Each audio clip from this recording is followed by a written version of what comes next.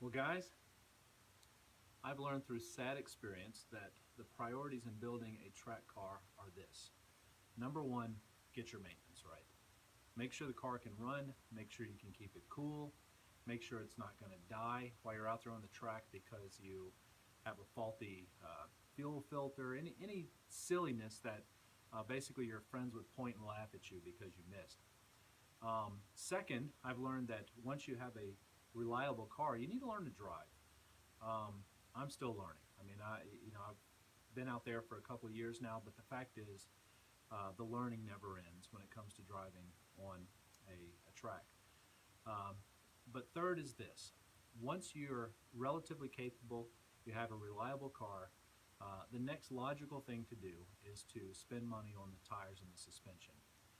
Um, I've spent money on power and performance options that supposedly give you an extra 5 or 10 horsepower. If I'm being honest, the fact is I could barely feel it. I could maybe see 1 or 2 miles an hour extra in the straightaway, but the fact is, undeniably, when you change your factory suspension to a coilover or a race suspension, the gratification is immediate, absolutely immediate. The feedback, the quality of the ride, it's incredible.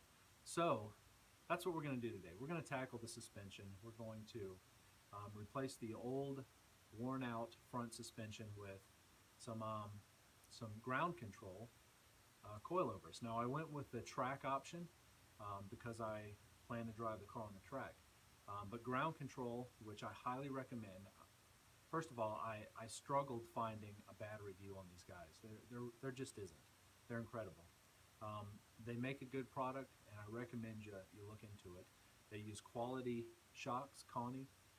They use iBox springs, and they can custom um, your springs to your driving style. In this case, I went with the track suspension with 600-pound front springs and 850-pound rear springs. I did a lot of research. That's what works for me in this car and my driving style. Do your own research. You might find something works better for you. So stick around. Watch me bust some knuckles. I've never done this before. This will be a new experience for me. And let's see how it goes. Okay, as I stated, I ordered the ground control track suspension.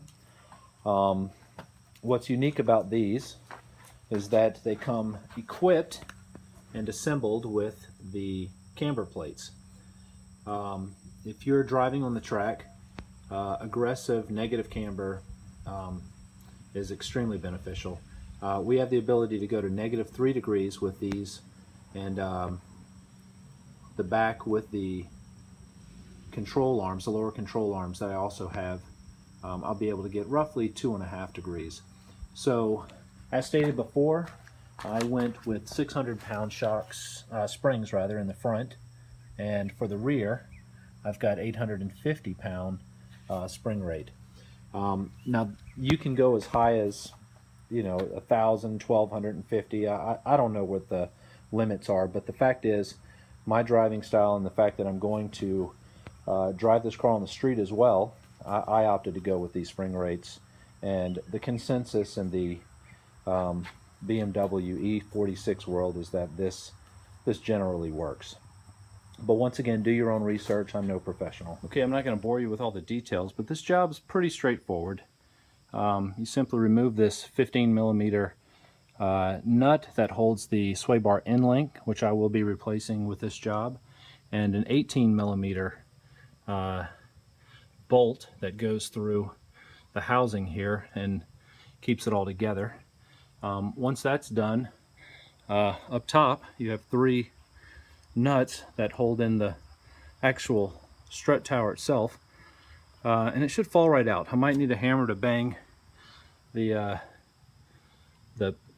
strut out of the little housing there, but hopefully not. I've got a jack underneath here for support.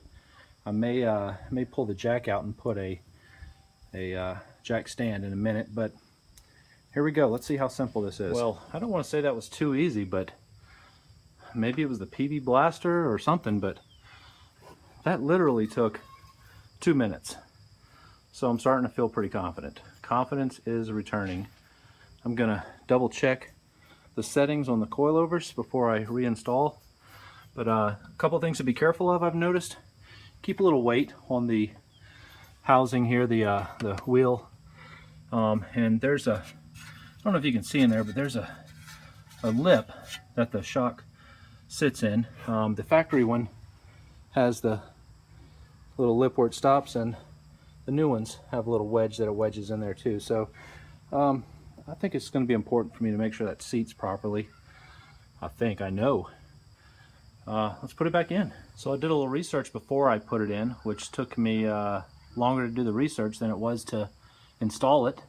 I just wanted to make sure I set the camber right and the forward and back, what's that, caster.